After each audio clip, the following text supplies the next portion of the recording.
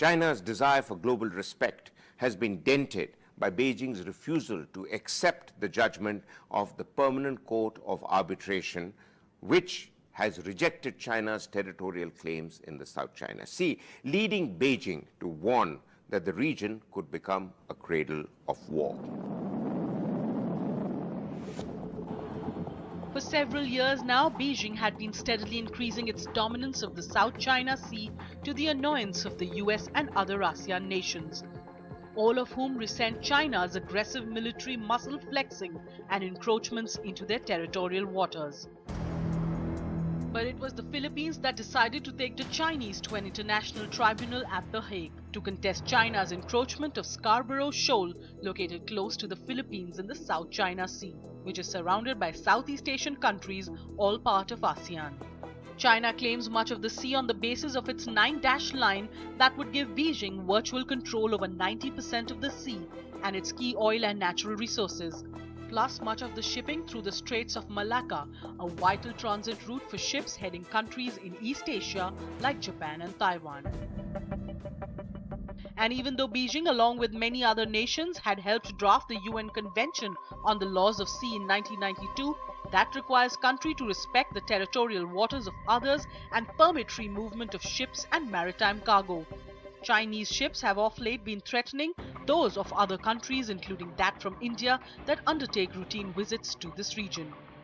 But now, in a stinging verdict, the International Tribunal has dismissed Beijing's claim, stating there was no legal basis for China to claim historic rights to resources within the sea areas falling within the 9-dash line.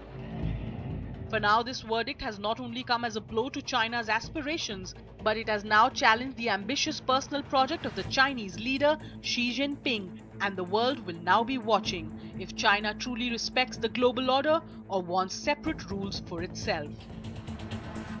Joining me to look at these several issues that concern the South China Sea dispute, Beijing's position, its geopolitical implications, we exclusively have with us Commodore Uday Bhaskar, a well-known strategic affairs expert, but a man with immense experience on maritime issues, having been earlier the director of the National Maritime Foundation and the Institute of Defense Studies and Analysis, and currently the director for the Society of Policy Studies. Commodore Bhaskar, sir, China's historical claims have been dismissed. Why is that so? And how binding is this judgment going to be on China?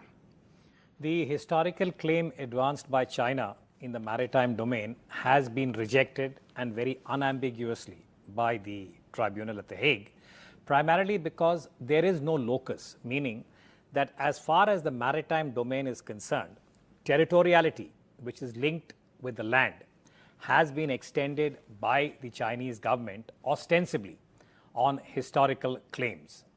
So this very well-informed tribunal, which has some very eminent jurists, had seen this very carefully and rejected it, primarily because after UNCLOS came into being in 1982, there has been a certain norm or an understanding about what constitutes the equivalent of territorial waters, and beyond that, how an exclusive economic zone could be defined based on certain principles. I'll come in here, sir.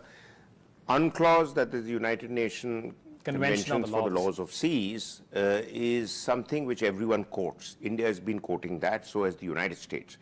But China has repeatedly been dismissive about it, and more so, big powers in general are known to only quote and follow the rule book if it suits their strategic agenda. If it doesn't suit them, then they don't follow that. And China has been quoting the rule book, particularly in recent months, about India's NSG membership, India's claim to nail Hafiz Saeed and others in Pakistan for sponsoring terror at the UN. So what is it that the world can do to enforce a principle that they expect China as an emerging global power to respect? You know, Maruf, what you raised is a very interesting aspect of China's strategic culture, meaning that when it suits Chinese interests, they invoke law and convention. And there is a very anomalous situation even as far as the UNCLOS is concerned, which is that the United States is not a signatory, but it conforms to the principles of the UNCLOS. China ratified the UNCLOS in June of 1996. And over the last 10 years, it has been invoking or using the principles of UNCLOS in its dispute with Japan in the East Sea. And interestingly, when it comes to the Philippines and the current situation as far as the South China Sea is concerned, it has rejected it. And as you know, the Vice Minister has used very intemperate language, called it waste paper, and so on and so forth. I think the challenge, and this is a geopolitical issue, how do we evolve norms wherein major powers also conform to what you might call as international law?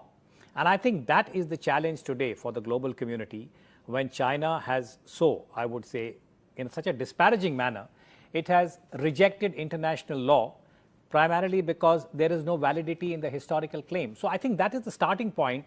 You cannot apply territoriality in the maritime domain. If this is accepted, the next thing you know, it's absurd, but China can claim cyberspace. And yeah, well, I mean, there are two issues that emerge from what you're saying. One is about historical claim, and the second is, you know, the China's lack of positive responses whenever China feels that it should be getting the world to see the situation as China does. Now, I wanted to say that in the case of South China Sea, China has been doing a lot of muscle flexing. It's been building islands. It now wants to create an air defense zone. It also says that it will take action against those countries that challenge its maritime agenda there.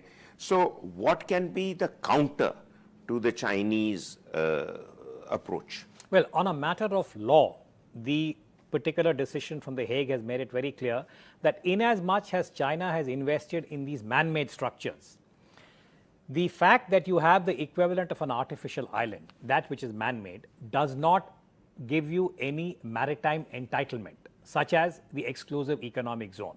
So basically what Hague has said is that this is a no-go. You cannot create an artificial island and then claim a 200-kilometer exclusive economic zone. And this is a very important ruling. But the real challenge is, can it be enforced? And that is where I think you hit the road hits the rubber kind of thing, the rubber hits the road, meaning who will take on China? Because already China has announced quite categorically that they will announce an air defense interception zone, the ADIZ, which they did in 2013. Now, I cannot see any of the regional countries actually challenging currently the Chinese muscular military assertiveness, if you will. They are using their private maritime militia, boats which are not part of the PLA Navy or the Coast Guard, but which are bumping, particularly Philippines and Vietnamese boats. So I think we have a regional challenge. It's going to be a very serious political cum security challenge for ASEAN.